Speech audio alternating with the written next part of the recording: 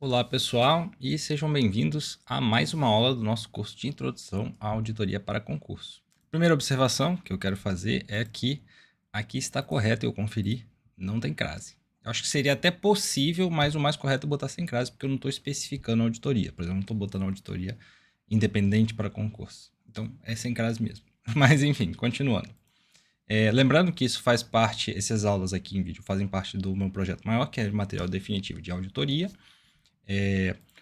E agora nós vamos para a aula 1, estrutura conceitual para trabalhos de asseguração. Lembrando, nós tivemos a aula 00 em que eu fiz uma contextualização da auditoria e como estudar para concurso, né? Como estudar auditoria para concurso, mas que se aplica a qualquer disciplina. Se você ainda não assistiu, eu recomendo que você pare aqui, volte lá, assista e depois volte para essa aula aqui, beleza? Aqui está a série de aulas em vídeo, né? Ao todo, nós estamos aqui, como você pode ver, estrutura conceitual para trabalhos de asseguração. E nós vamos trabalhar com as seguintes perguntas da aula, né? Eu expliquei na aula passada que eu gosto de usar isso como um mecanismo didático aqui para tornar mais fácil de compreender e de ir fazendo o desenrolando o assunto, né? A primeira delas é o que é um trabalho de asseguração, quais os componentes precisam existir para ser asseguração e não, por exemplo, um trabalho de consultoria. Isso a gente vai abordar mais à frente. E como diferenciar a asseguração razoável de limitada, né? A gente vai trabalhar todos esses conceitos aí. Lembrando, como eu expliquei na primeira aula, né, em que eu dou o contexto amplo, você pode imaginar a seguinte situação. Temos a nossa empresa modelo, a Sacolinha SA, agora como cresceu, é uma empresa grande, né? Se tornou uma sociedade anônima e resolveu alienar, vender os seus títulos ali na Bolsa de Valores. É uma sociedade de capital aberto. Ela cresce, então, por consequência, ela vai querer crédito e investidores. Para captar dinheiro, ela precisa publicar informação. Essas informações geralmente estão na forma de demonstrações contábeis, como, por exemplo, a DRE, a demonstração também de valor adicionado e assim por diante. Só que essa empresa é quem vai produzir essas informações e ela também vai se beneficiar dessas informações, como, por exemplo, na questão ali do crédito, né? Por quê? Porque o banco vai emprestar dinheiro para uma empresa que parece mais saudável. Então você vê que isso pode gerar uma assimetria de informações, né? A própria administração ela tem acesso a todas as informações reais da entidade e ela produz um relatório e emite esse relatório. Só que ela acaba podendo ter interesse de maquiar essas demonstrações. Por isso que gera a assimetria de informação, ou seja, a administração ela tem informações que o público geral não tem, né? Tem esse desnível. Para sanar isso, entra em cena o nosso querido auditor Cotonete, né? A firma de auditoria independente. É independente, como eu expliquei, porque ela não faz parte da estrutura dessa entidade. Ele é contratado por fora para avaliar a situação da empresa, ver as contas, ver tudinho, fazer os testes, coletar evidências e determinar se aquela informação produzida pela entidade, pela Sacolinha SA, é confiável ou não. Isso vai ser lido pelos investidores em potencial e outros usuários, como, por exemplo, os bancos. Dito isso, bom, nós temos aí a auditoria independente e o primeiro passo é entender a estrutura geral, né? Por isso que a gente vai trabalhar aqui a norma chamada estrutura conceitual. Ela não tem número, o nome dela é realmente estrutura conceitual. E eu resolvi trazer esse quadro aqui para contextualizar em qual conjunto que ela está. Pode parecer um preciosismo, né? Só listar siglas, mas eu aprendi que, assim, no estudo para concurso, e isso vale especialmente para TI, inclusive, às vezes você acerta a questão simplesmente por você ter o hábito de repetir mentalmente mesmo, sempre que você vê uma sigla, o que ela significa. E aqui você vai notar que existem dois grandes grupos de normas para a auditoria, que são as normas de procedimento ou trabalho, técnicas, né, normas técnicas, e as normas de exercício profissional. As normas técnicas elas vão focar muito mais em dizer como você executa procedimentos. Por exemplo, como é que você vai realizar testes, né? Testes lá ali no estoque, como você vai fazer os procedimentos. Já as de exercício profissional, elas estão mais focadas em falar a respeito da postura do auditor, né? Questões sobre ética e tudo mais que envolveu o exercício da profissão em si, não necessariamente as técnicas de auditoria. E nós também vamos ter algumas outras normas esparsas aqui. A NBCT, a estrutura conceitual, né, como o nome sugere, ela faz parte desse primeiro conjunto aqui. E nós já temos uma questão, nem ia botar originalmente na aula, mas eu lembrei que eu, inclusive, criei esse quadro aqui na época que eu estudava, porque por causa dessa questão aqui. Você vê, olha. A estrutura das normas brasileiras de contabilidade classificam-se em profissionais e técnicas. Olha aqui os dois grandes conjuntos que a gente tem. Fazem parte da estruturação das normas brasileiras de contabilidade técnica as seguintes normas. E aqui é uma questão muito bestinha, né? É só você saber o que as siglas significam. Olha aqui. T de técnica, P de profissional. Então você simplesmente vai aqui e procura qual delas tem T e P. Você vai ver aqui, ó.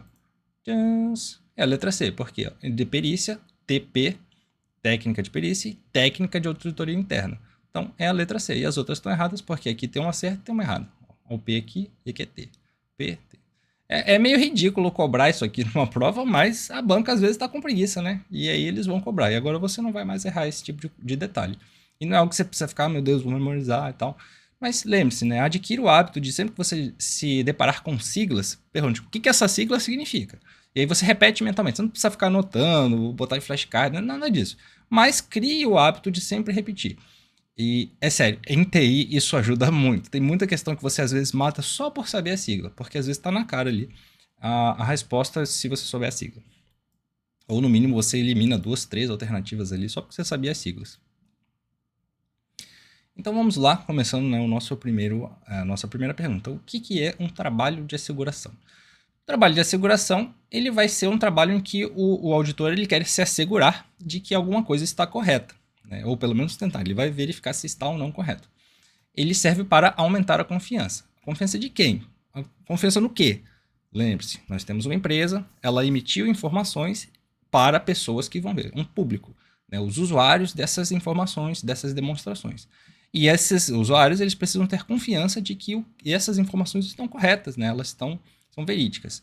Então, o trabalho de asseguração é verificar se isso está se essas informações estão corretas. Então, você vai emitir uma opinião.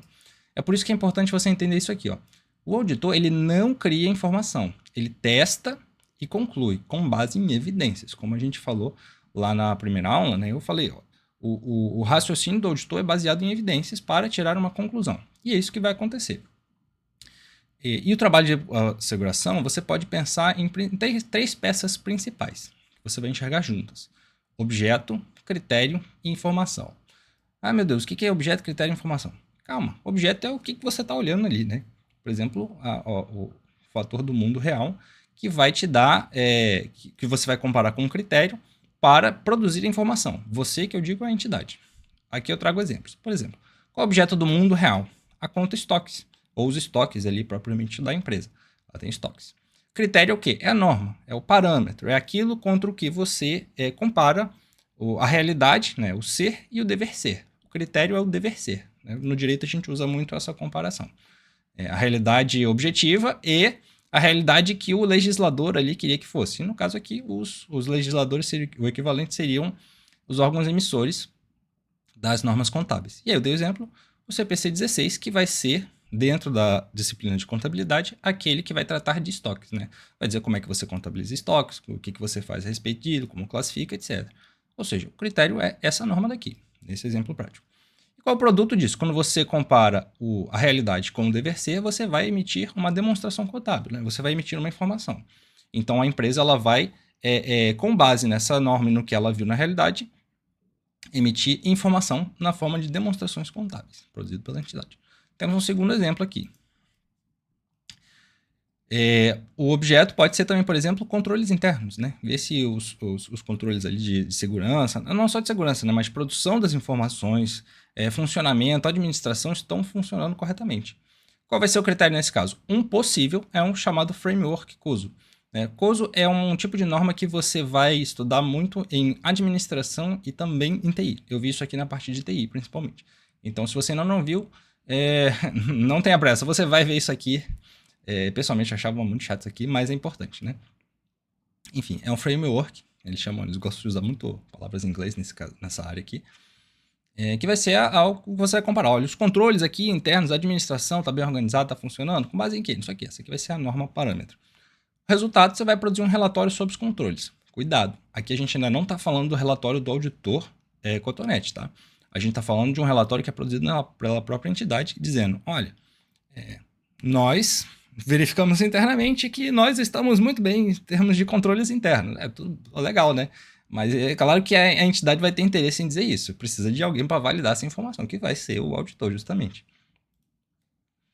E aqui é a norma, que formaliza exatamente essa lógica. Você vê que eu gosto de sempre ir trabalhando dessa forma. Eu vou falar a situação ali do mundo real, né?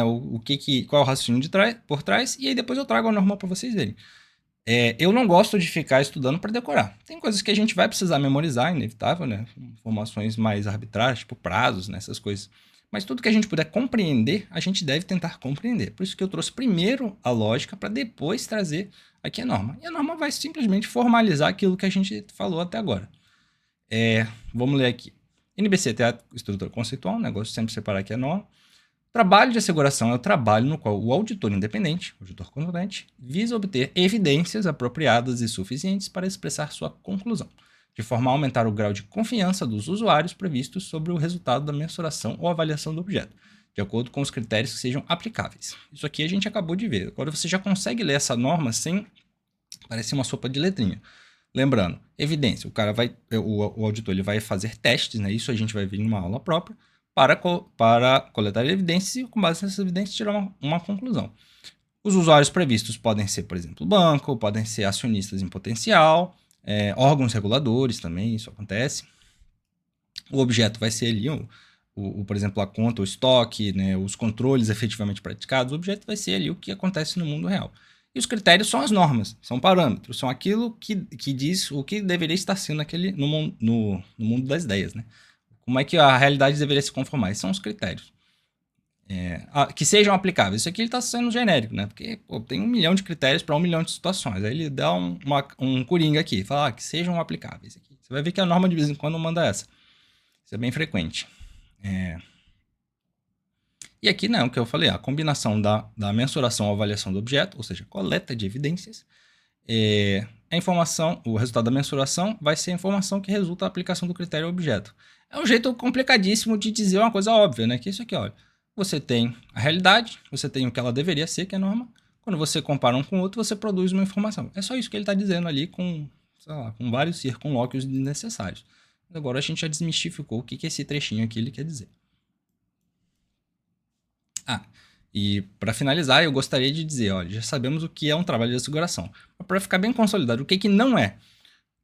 Lembrando, o auditor, ele é um contador, ele é formado em contabilidade, ele faz parte de uma firma de auditoria independente e ele é habilitado, né? Ele entra num cadastro, no caso do Brasil, ele entra num cadastro específico de auditores independentes, que são contadores, né, de formação. Então, é claro que ele pode fazer outras coisas que não sejam só auditoria. Uma dessas coisas é consultoria. Isso aqui não é um trabalho de asseguração. Ele também pode fazer a parte de contabilidade, né? Prestar serviços de contabilidade propriamente dito.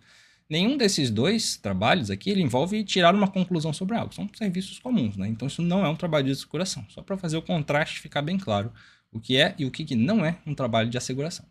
Ou seja, asseguração é ir lá, verificar se algo está sendo feito corretamente e emitir uma opinião sobre isso para, né, aumentar a confiança nas demonstrações, né, ou outras informações. E aqui um exemplo prático em que eu trago o CEO Sacolinha e o auditor Cotonete. Lembrando, CEO é Chief Executive Officer, o diretor executivo. Geralmente se refere ao cargo mais alto ali dentro da estrutura societária comum. É mais comum, né? Eu vou geralmente partir para algumas simplificações ou generalizações para ficar mais fácil de compreender. Mas no material escrito eu aprofundo, dou vários detalhes adicionais. Então vamos só revisar aqui. Sacolinha SA vai captar recursos, né, empréstimos, debêntures, e o mercado pede confiança extra. Qual é o objeto nesse caso? Posição patrimonial, desempenho e fluxos de caixa. Por exemplo, você está analisando o quê? Olha, quanto dinheiro entra e sai nessa empresa, né? Qual a posição patrimonial, ou seja, qual o tamanho do ativo, qual o tamanho do passivo, ou seja, qual o patrimônio que ela tem em contraste com as dívidas que ela tem, né? O quão bem ela está das pernas, né? Qual a capacidade dela de pagar suas dívidas, como é que é a gestão de caixa, né? Se ela tem caixa, se ela não tem, se ela tem liquidez, se ela não tem, tudo isso vai ser o objeto analisado. O critério vai ser aqui, mais uma generalização. Estrutura de relatório financeiro aplicável. Por que ele diz isso? Porque tem 1 milhão de normas diferentes para situações diferentes, como eu disse ali. Por exemplo, especificamente para o objeto estoques, nós temos uma norma para estoques, o CPC 16. Então ele sempre vai falar qualquer que seja a norma aplicável. Né? E às vezes nem é norma, às vezes é um manual, no caso ali do COSO, que aquilo não é norma, aquilo é manual. A informação, ou seja, você, novamente, olhou para a realidade, olhou para o manual e produziu uma informação. Demonstração contábil do período. Esse aqui é um exemplo, é um dos tipos de informação que você pode produzir. E que vai interessar para, por exemplo, o banco, né? Se ele vai decidir ou não, se vai emprestar. Debentures, por exemplo. Muitas vezes, quando a empresa ela quer se capitalizar, ela vai pedir empréstimo para o banco, mas o banco cobra juros altos. Né? Então, ela pode também tentar conseguir do público em geral. Para isso, ela emite debentures, que são títulos ali que você vende para as pessoas. Você, cidadão comum, pode ir lá comprar debentures de uma empresa e geralmente vai ter ali um prazo para ela te pagar de volta com algum tipo de acréscimo, né? Alguma remuneração pelo tempo, né? Pelo empréstimo. Isso que são debentures. Então, veja que os usuários também podem ser debenturistas, não só acionistas, né? Debenturista ele não necessariamente é um acionista. E aí você contrata o auditor cotonete de sua firma para testar e concluir com base em evidências, né? Se aquelas informações ali estão emitidas corretamente. É isso. Vamos então para uma questão. Vou ler aqui para vocês. De acordo com a NBC, a estrutura conceitual, trabalho de asseguração é o trabalho no qual o auditor independente visa obter evidências apropriadas e suficientes para expressar sua conclusão, de forma a aumentar o grau de confiança dos usuários, lembrando lá quais são os usuários, previsto sobre o resultado da, vamos lá, mensuração ou avaliação do objeto de acordo com os critérios que sejam aplicáveis. Tá correto, né, gente? É isso aqui que a gente acabou de ver. Ou seja, ele vai medir um objeto, vai coletar evidência a respeito do objeto, quer dizer, da informação para ver se, olha, ao comparar o objeto, né, que é a realidade, junto com a norma, que é, ele vai produzir uma informação. Essa informação está correta? Sim. Então é isso que a gente vai ter aqui. As outras elas vão estar erradas pelo seguinte, ó. Deixa eu ver se eu preciso pegar aqui o marcador, tá bem? Canetinha. Qual é a das outras alternativas? Avaliação ou evidenciação do objeto de acordo com as expectativas dos usuários. Não, né? A gente não pode simplesmente se basear nas expectativas dos usuários para fazer esse tipo de avaliação. A gente tem que se basear nas evidências, nos fatos. Elaboração e divulgação dos relatórios de acordo com os critérios que sejam aplicáveis. Aqui tem um problema, que é o seguinte, o relatório ele é uma informação divulgada sim, mas ele não é o único tipo de informação divulgada. Você tem também as demonstrações contábeis, que também não são o único tipo. O que invalida, na minha visão, essas duas alternativas aqui é essa limitação. Você tem o objeto, e esse objeto, né, vai ser avaliado e vai produzir informação. Essa informação pode ser relatório, pode ser demonstração contábil, pode ser outras coisas. Classificação ou evidenciação das demonstrações contábeis de acordo com as normas de vigência. Novamente, não se limita às demonstrações contábeis. E conclusão, de forma a aumentar o grau de confiança dos usuários previsto sobre o resultado da classificação. Não é isso que ele está preocupado. Não. O resultado é da elaboração das informações ali. Então, temos aqui, ó, gabarito, letra A, porque aumentar o grau de confiança no produto da mensuração ou avaliação do objeto, que vai ser o que? As informações. Lembrando, você pega o objeto, compara ele com a norma e você vai produzir a informação. Se vocês quiserem olhar aqui, ó, deixar salvo, eu aproveitei para anotar. Próximo. Agora nós vamos para o segundo assunto, que é como montar, né, quais são os elementos do trabalho de asseguração. E para isso você vai pensar o seguinte, cara, vou iniciar um trabalho de asseguração. Isso vai envolver dois conjuntos de coisas. Primeiro, pessoas e peças, né? As pessoas vão ser a parte responsável. A parte responsável pelo quê? Alguém é responsável por algo. O quê? Por produzir essas informações. Isso aqui nada mais é do que a empresa. A parte responsável é a empresa que contratou. Claro, lembrando que isso é uma simplificação. Vou pegar aqui o ar-condicionado. A outra parte é o nosso herói, o auditor cotonete, né? A gente está falando de auditoria, então naturalmente uma das partes vai ser o próprio auditor. E os usuários previstos, mais uma vez, acionistas em potencial, bancos, órgãos reguladores. E as peças, né? Objeto, critérios, evidência, relacionamento de três partes. E aqui falta um pedacinho de atualizar o slide. Depois eu boto aqui. Um segundinho. Deixa eu só pegar. Será que eu consigo escrever aqui? Enfim, vou mostrar aqui no esquema adiante. Depois eu vou corrigir esse slide. Que é o próprio relatório, né? Você vai produzir depois. Não vou tentar. Não vai dar para escrever aqui no mouse. Não. Enfim, o relatório. E isso está formalizado aqui na norma. A gente já vai explicar direitinho o que isso significa. Mas aí a NBCTA, estrutura conceitual, em seu item 26, vai falar: os seguintes elementos do trabalho de asseguração são discutidos nessa parte. Relação de três partes, como a gente viu, né? O auditor, a empresa e os usuários. O objeto apropriado, ou seja, a realidade ali que você vai estar observando, né? Para você ter um trabalho de asseguração, você tá pegando uma realidade, comparando com uma norma e tirando uma conclusão. E essa conclusão, e você vai ver se essa conclusão tá correta com base em evidências. Depois que o auditor cotonete coleta essas evidências, ele emite um relatório de asseguração para dizer se está ou não prestando aquelas informações. E esse relatório ele pode ter duas formas: de asseguração razoável ou de asseguração limitada. Mais um pedacinho aqui da normal. Todos os trabalhos de asseguração possuem pelo menos três partes: o auditor independente, a parte responsável e os usuários previstos. Dependendo das circunstâncias do trabalho, pode haver também a função separada de mensurador ou avaliador ou a parte contratante. Mensurador ou avaliador nada mais é do que o especialista, nesse caso, que vai ser contratado para dar algum parecer específico. Por exemplo, no contexto da própria entidade ou do escritório de auditoria, pode ser que você esteja trabalhando com ativos ali, derivativos muito complexos, né, instrumentos financeiros difíceis, né, que fogem da expertise de quem talvez está elaborando a demonstração ou do próprio auditor que está verificando. Então você contrata, por exemplo, um atuário, que ele vai saber ali verificar melhor esses dados. É um profissional externo. Esse é um dos tipos, né, de mensurador ou avaliador.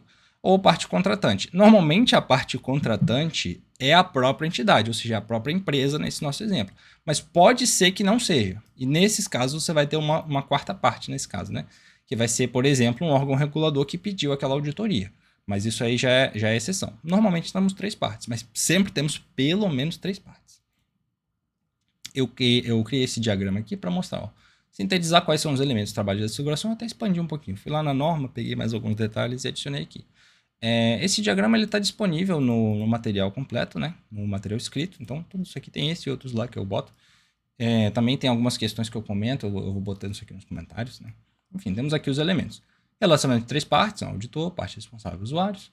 Temos o objeto, que pode ser financeiro, que é o mais comum, né? Nos nossos exemplos aqui, nós geralmente tratamos de objeto financeiro, que são, por exemplo, as demonstrações contábeis. Mas não só objetos financeiros podem existir. Temos não financeiros, né? Por exemplo, um relatório de sustentabilidade, algum órgão específico, algum tipo de outro tipo de demanda do mercado exige isso.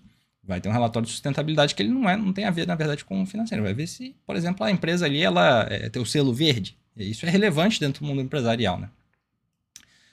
O objeto pode ser sistema, processo, né? Se a empresa é eficiente, né? Se ela é eficaz, eficiente, econômica. Eu tenho os 3S: eficiência, economicidade, eficácia, né? E efetividade, né? São os 4S. Ou 3, dependendo de qual livro você siga. E aspectos comportamentais, como, por exemplo, o fato das pessoas seguirem, cumprirem as leis ali, né? Isso aqui vai ser importante, por exemplo, para a auditoria governamental, vai ser bem mais relevante para eles, né? O auditor de contas, né, do TCU, ele vai se interessar por esse tipo de auditoria também, né? O outro elemento é critérios, né? Como eu disse, são simplesmente as normas, né? O parâmetro, o manual que você está usando para comparar a realidade. Ó, isso aqui deveria ser dessa forma. Quem está dizendo? A lei, ou o manual, ou um guia, né? Um guia muito respeitado dentro da área, como os manuais COSO, COBIT, ITIL também. Evidências, né? Que você coleta ali para ver se, olha, isso aqui é verdade ou não. E os relatórios de asseguração. Aí eu botei aqui já alguns dos tipos de conclusão, mas existe uma aula específica para isso aqui. Eu simplesmente quis botar tudo junto para você já ir mapeando o que tu vai estudar mais lá para frente. Mas nós vamos ter toda uma aula específica sobre isso aqui, os tipos de conclusão que você pode ter. E aqui, novamente, para um exemplo prático. Sacolinha SA quer um empréstimo grande, R$1 bilhão, quer pedir emprestado para o banco. A banco vai falar: cara, será que esse cara aí vai conseguir pagar esse 1 bilhão? Vai conseguir pagar os juros? Porque também não vou emprestar 1 bilhão para receber 1 bilhão. Eu quero 1,5 bilhão na volta, né? Como é que eu vou saber se essa empresa tem realmente porte para isso? Uma das coisas que ela vai olhar são as demonstrações. Mas, novamente, né? A demonstração foi a própria Sacolinha SA que emitiu. Então, pô, será que isso aqui é verdade, né? Aí, para isso que vai ter o auditor cotonete para fazer essa verificação. Então, quem é que vai ser a parte responsável nesse exemplo? A administração da Sacolinha. Responsável pelo quê? Quem é responsável por algo. Por produzir as demonstrações contábeis. Ou produzir a informação que é auditada. Então, a parte responsável é a própria empresa. A administração da Sacolinha SA. Usuários previstos. O banco, nesse caso aqui específico, é o banco, né? Auditor independente é o nosso herói, auditor cotonete. Objeto é a posição patrimonial, desempenho, fluxos de caixa da Sacolinha SA, né? Ou seja, são as contas ali, todos esses detalhes do mundo real, ali, as transações, né? A liquidez da empresa. Critérios. Estrutura de relatório financeiro aplicável. Novamente, a norma é genérica. Eu botei 2 exemplos aqui, ó, de estruturas comuns que tem no mercado financeiro aqui no Brasil. O IFRS e o BRGAAP. Só para não deixar assim completamente solto. O que quer que se aplique. Tá? Tem 2 exemplos aqui, se vocês quiserem depois pesquisar como eles são. Inclusive, por exemplo, se vocês forem ver a Vale, se eu não me engano, a última vez que eu fui procurar, vocês podem olhar no Google, né? Tem esses relatórios, são informações públicas. E eles botam em 2 formatos diferentes, né? Porque tem públicos diferentes para esses relatórios aqui.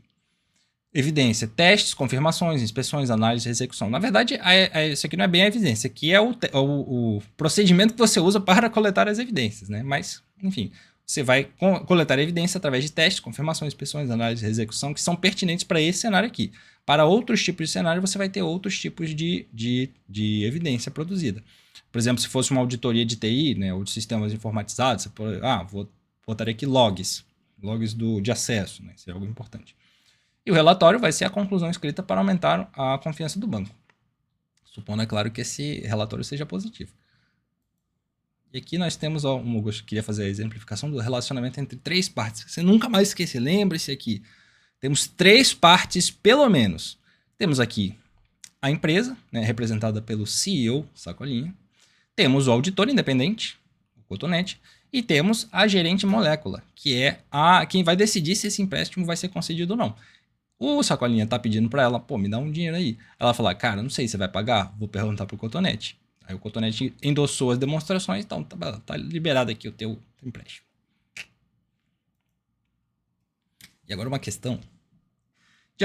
E assim, o negócio desse aqui não é difícil de entender. Por que você precisa de pelo menos 3 partes? Você vai olhar isso aqui e você vai lembrar, cara, não faria nem sentido só ter 2, né? Tem que ter 3, porque tem alguém interessado numa informação, tem alguém que produz essa informação e tem o cara que verifica se essa informação está prestando.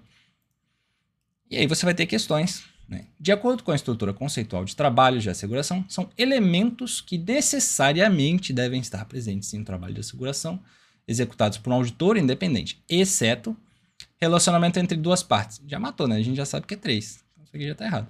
As outras estão só repetindo, coisa que a gente viu. Objeto apropriado, critérios adequados. Isso aqui não quer dizer nada, né? Critérios adequados. Não tem como isso estar errado.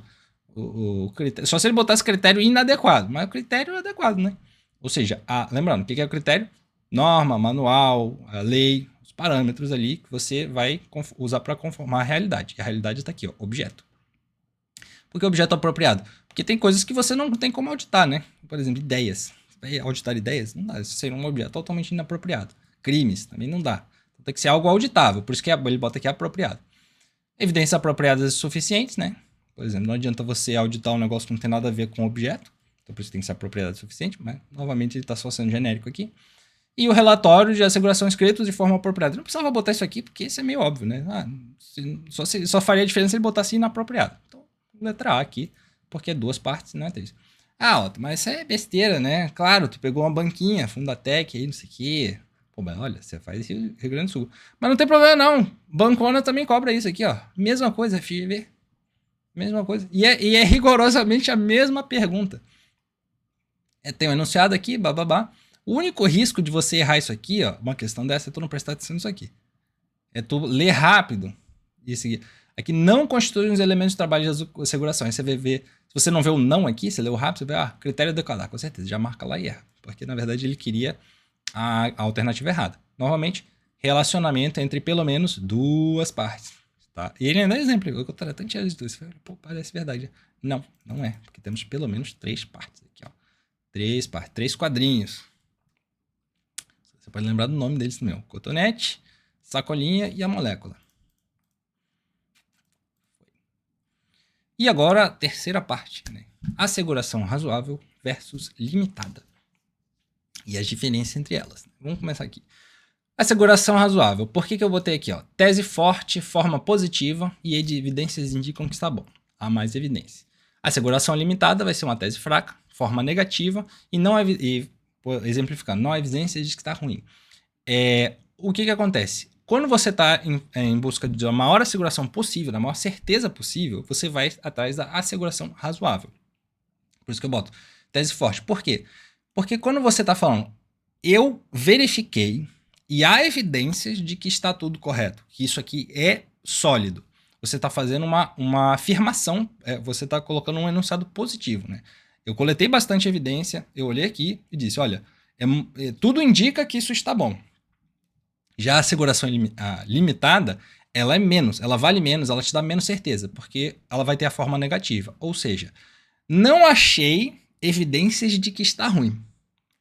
Dizer que algo tem evidências de que está bom é diferente de você, olha, dizer que não descobri nada que dissesse que está ruim. Você vê que tem muito menos peso, muito menos relevância. Então é considerado um tipo de asseguração que vale menos, né? Ele te dá menos certeza, te dá menos segurança, e em parte porque são menos evidências coletadas, né? Vou dar aqui um exemplo de como é que você vai emitir, como é que o auditor vai emitir uma opinião de asseguração razoável. Em nossa opinião, a informação do objeto, né, está adequadamente representada em todos os aspectos relevantes de acordo com os critérios aplicáveis. Ou seja, ele está sendo categórico aqui, olha, tudo indica que está bom.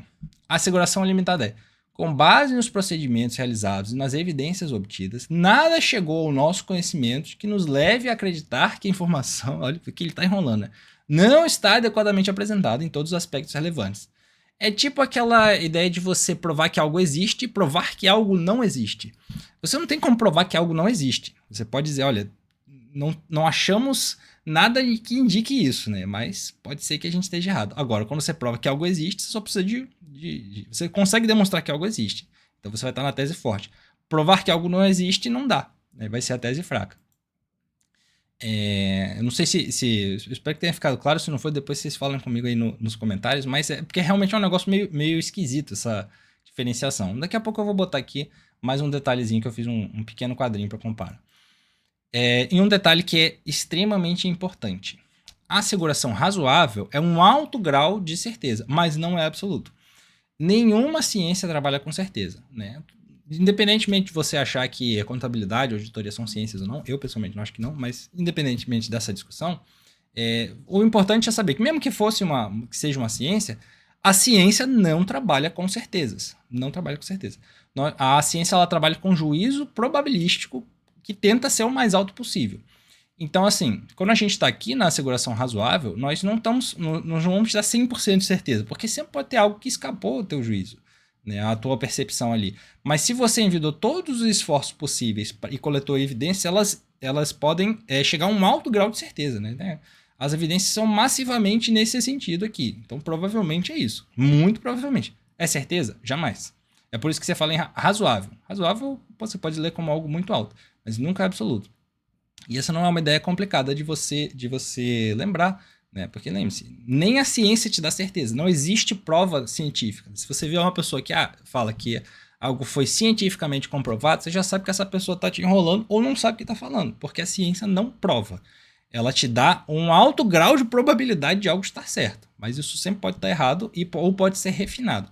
Se eu te falar que o Sol vai nascer amanhã, eu não posso te dizer que eu posso provar isso, porque existe uma chance diferente do Sol não nascer amanhã. Só que, assim, existe muito mais evidência de que ele vai nascer amanhã do que de que ele não vai nascer amanhã. Então é muito provável que ele vai nascer amanhã. E o mesmo funciona aqui. E, novamente, a norma formaliza isso, dizendo que o auditor independente forma sua conclusão com base nas evidências coletadas e obtidas e emite o relatório escrito contendo uma expressão clara dessa conclusão de asseguração. As normas de asseguração estabelecem elementos básicos para os relatórios de asseguração. Ou seja, vão ter outras normas que vão dizer o que você precisa colocar ali dentro do relatório de asseguração razoável e do relatório de asseguração limitada. No trabalho de asseguração razoável, a conclusão do auditor independente é expressa de forma positiva, foi o que a gente falou. Em nossa opinião, está adequadamente representado. Trabalho de asseguração limitada, a conclusão é expressa de forma a transmitir-se com base no trabalho. Até a própria norma é mais longa aqui, porque já começa a enrolar. Algum fato chegou ao seu conhecimento que levasse a acreditar que a informação do objeto seja distorcida de forma relevante. Ou seja, Asseguração boa, razoável, é aquela, cara, tá ok, tudo indica que tá ok. Limitada, olha, nada indica que não tá ok. E geralmente ele vai usar mais palavras também para justificar isso, como você pode ver até na própria norma usa. E um exemplo prático, olha aqui, ó, o CEO da Sacolinha está preocupado, por quê? Ele quer, a Sacolinha SA quer emitir debêntures, como falei, né, para se capitalizar.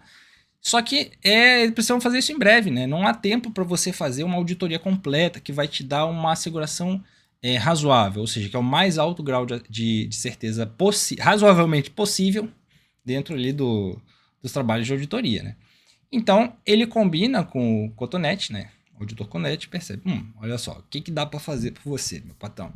A gente faz o seguinte, no primeiro momento, a gente emite um relatório de asseguração limitada, com o que a gente tem aqui, por exemplo, a gente não tem como esperar até o final do ano, fechar as demonstrações. Nós só temos aqui um trimestre fechado de informações contábeis.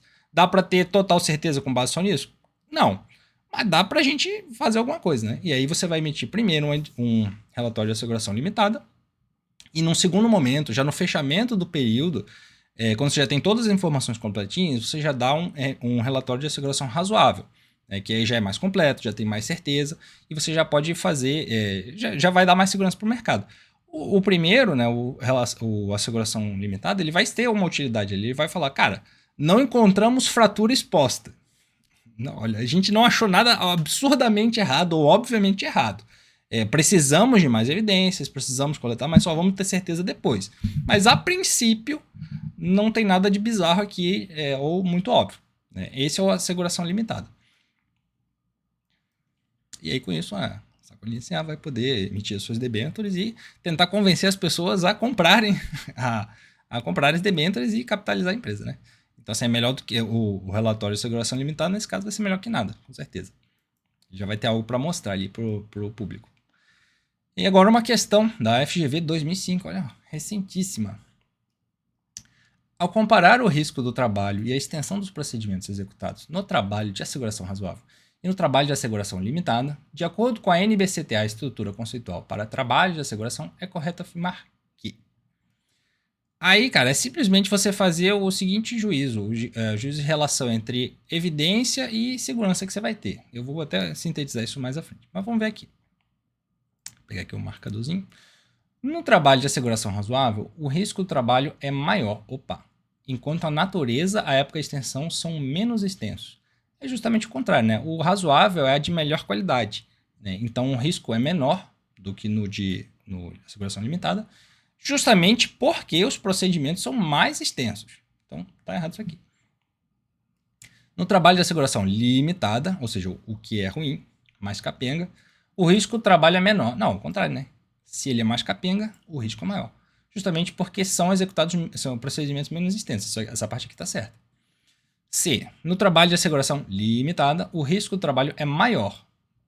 Sim, isso é verdade, porque ele é mais capenga. Enquanto a natureza, a época e a extensão dos procedimentos, isso aqui é o quê? Os testes que ele faz ali para coletar evidência, são menos extensos. Tá certo, exatamente isso. Já que ele faz um trabalho mais capenga, mais limitado, o risco é maior. Porque se o trabalho é pior, não é pior, né? É mais limitado ali, ele teve menos tempo, menos rigoroso, então o risco vai ser maior. Então, alternativa C. Aqui ele diz, o risco do trabalho é igual. Já está errado por isso aqui, trabalho igual, não tem como, né? Senão, se fosse a mesma coisa, tinha o mesmo nome. Aliás, essa até falar isso me fez lembrar que eu sempre falava isso quando eu estudava para concurso, né? Se fosse a mesma coisa, tinha o mesmo nome. Como não tem o mesmo nome, é muito provável que não seja a mesma coisa. As bancas, elas têm horror a sinônimos. Lembrem-se disso. Então, dizer que a asseguração limitada e a asseguração razoável tem o mesmo risco é absurdo, né? Porque a diferença delas é justamente o risco envolvido. Então, a gente já elimina aqui. Gabarito letra C. Eu já destaquei aqui onde é que está o erro em cada uma. E só para fechar aqui, né, a relação entre evidência e risco. Os procedimentos executados servem para você coletar essas evidências. Então, quanto mais extensos, maiores, mais aprofundados são os procedimentos, ou seja, os testes, a coleta de evidência, mais evidência você vai ter. Quanto mais evidência você tem, mais certeza você tem. Se você tem mais certeza, você tem menos risco. Menos risco de errar, porque você foi mais rigoroso. E, inversamente, se você foi menos rigoroso, dedicou menos tempo a fazer um trabalho, o risco vai ser maior. Aí você tem esse quadrinho aqui. Não precisa ficar decorando isso. Isso tem que ser intuitivo. Isso já vai aparecer naturalmente para você conforme você raciocina. Né? Tenta entender o que está acontecendo aqui. E com isso nós chegamos ao final dessa aula número 1. Lembrando, nós não exaurimos nem perto disso o tema aqui. E você pode acessar o material completo que eu tenho disponibilizado. Essa aula aqui corresponde ao módulo 1, que é inclusive gratuito. Eu convido todos vocês a irem lá, acessarem o material. E se você gostar, aí você compra o material.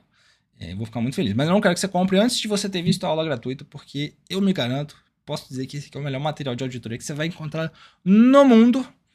E eu sempre procuro fazer isso, né? Uma explicação, olha, o que existe no mundo real, né? Por que alguém sentou e escreveu essa norma? Qual foi a norma que foi escrita? Você vê que eu boto depois da norma, né? Depois que a gente já falou do assunto, é que eu trago a norma. Olha, isso está formalizado dessa forma aqui. Essas são as palavrinhas que a norma usa. E depois trago um exemplo e resolvo a questão. Eu vou fazendo isso também no material, só que de forma bem mais extensa, mais aprofundada. E com muito mais conteúdo por página. Você não vai ficar chegando um monte de página ali que é à toa, que não tem, às vezes, informação necessária. Não, só bota o filé mignon ali do estudo para tu também não gastar tempo. Esse é um material que respeita o seu tempo, que eu detestava quando o material desrespeitava o meu tempo. Né? Às vezes eram 8 horas para você entender um negócio que podia dar para explicar em 10 minutos. Então eu tento fazer isso no meu material. Então, muito obrigado aí pela atenção e tchau!